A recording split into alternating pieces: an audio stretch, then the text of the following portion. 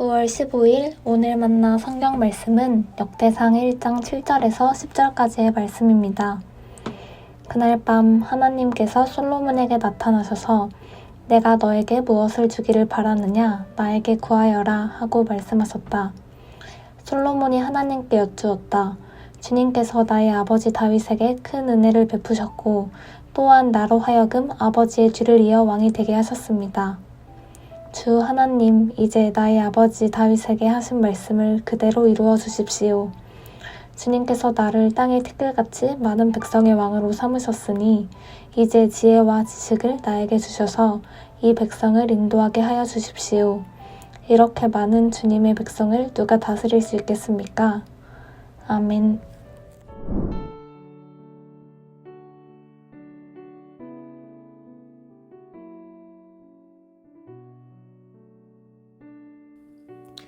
오늘 만나로 만나주시는 하나님을 기대합니다. 솔로몬을 수식하는 대표적인 키워드는 지혜라는 단어입니다. 이런 키워드를 만든 결정적인 장면으로 많은 사람들은 오늘의 본문을 떠올립니다.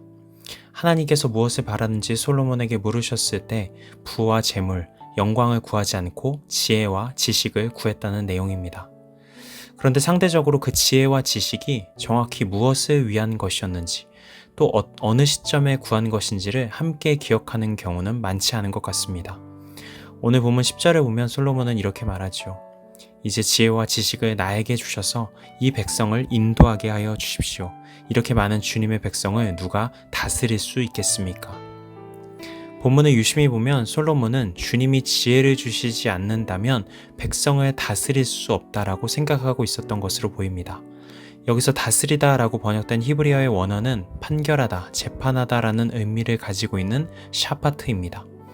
솔로몬은 백성들 사이의 수많은 분쟁과 다툼을 지혜롭게 판결하고 재판하기 위한 지혜를 구했던 것이죠.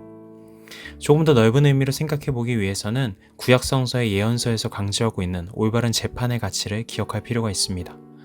구약성서는 신명기 율법으로부터 예언서에 이르기까지 사람을 외모로 보며 재판을 굽게 하지 않는 것을 매우 강조하고 있죠.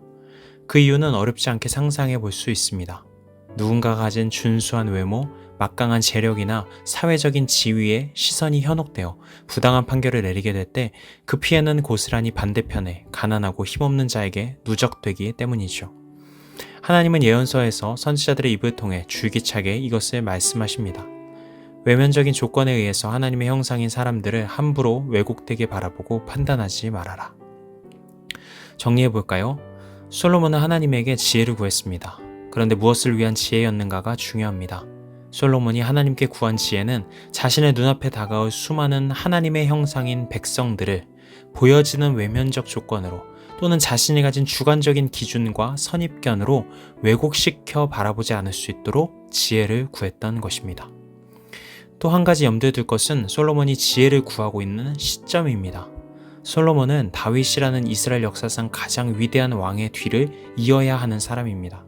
아버지인 다윗이 이루었던 영광, 소중한 하나님 나라의 유산을 소중하게 지키고 이어가야 한다는 압박감과 부담감이 있지 않았을까요? 물론 모두가 알다시피 말년의 솔로몬은 매우 참담하게 타락하고 말죠. 하지만 적어도 이 시점에서의 솔로몬은 순수한 부담감과 열심을 가지고 있었으리라 생각합니다. 그렇다면 오늘의 본문을 통해서 우리는 매우 중요한 신앙의 명제를 도출할 수 있습니다. 무언가 소중한 것을 이어가고 지켜가야 할 때 하나님의 백성된 사람에게 가장 필요한 덕목은 한 존재를 올바르게 바라볼 수 있는 지혜라는 것입니다. 올 한 해 우리 교회는 이어가는 사람들이라는 피어로 신앙의 여정을 걸어오고 있습니다. 우리가 이어가야 할 소중한 것들이 참 많습니다. 하나님의 마음으로 세상을 바라보고 섬기는 선교적 실천을 이어가야 하고 한 공동체 안에서 서로를 살피고 돌보는 사랑의 실천을 이어가야 하겠지요.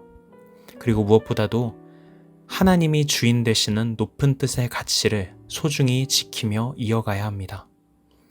물론 이어가는 이 과정이 결코 순탄치 않습니다. 서로 다른 해석을 정답이라고 여기며 방향을 잃기도 하죠. 그리고 서로의 본심을 오해하고 여러 선입견과 편견으로 갈등과 분쟁이 벌어지기도 합니다. 성경이 기록되던 초대교회에서도 그랬고 지나온 이 기독교 2000년의 발자취도 그러했고 오늘날 우리들의 지난한 걸음도 그렇습니다. 그렇기에 사랑하는 성도 여러분, 우리 모두는 그 어느 때보다 하나님의 지혜와 지식을 구해야 하지 않을까요?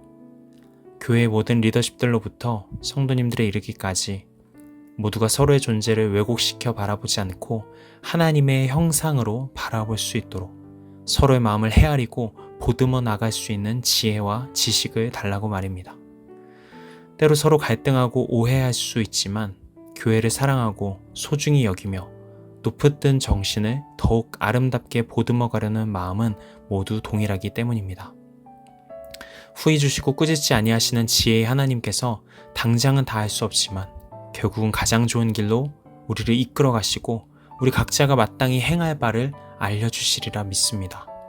우리 모두의 걸음을 평화의 길로 이끌어 가실 하나님을 기대하며 여전히 두렵고 떨리는 새로운 한 주를 소망함으로 시작하시는 성도님들 되시기를 축복합니다. 기도하시겠습니다. 하나님, 우리 모두에게 하나님의 피값으로 사신 이 교회를 소중하게 지켜나가고 이어갈 수 있도록 지혜를 더하여 주시옵소서. 우리의 오해를, 우리의 미움을, 우리의 불평을 이어가지 않도록 하나님의 지혜를 더하여 주시고 결국은 가장 선한 길로 우리를 인도해 가실 하나님을 기대하고 소망하도록 인도하여 주시옵소서. 예수님의 이름으로 기도드립니다. 아멘. 이제 두 가지 기도 제목으로 함께 기도합니다. 첫 번째로 오늘의 말씀에 따라 기도하겠습니다. 하나님만이 주인 되시는 높은 뜻 정신을 계속해서 소중히 이어가고 지켜나갈 수 있도록 우리 모두에게 지혜를 더하여 주시옵소서. 두 번째로 해외의 선교지와 선교사님을 위해 기도하겠습니다. 선교지에서 맞닥뜨리는 여러 갈등과 어려움 속에서도 하나님의 마음을 품고 사랑의 섬김을 이어나갈 수 있는 지혜를 더하여 주시옵소서.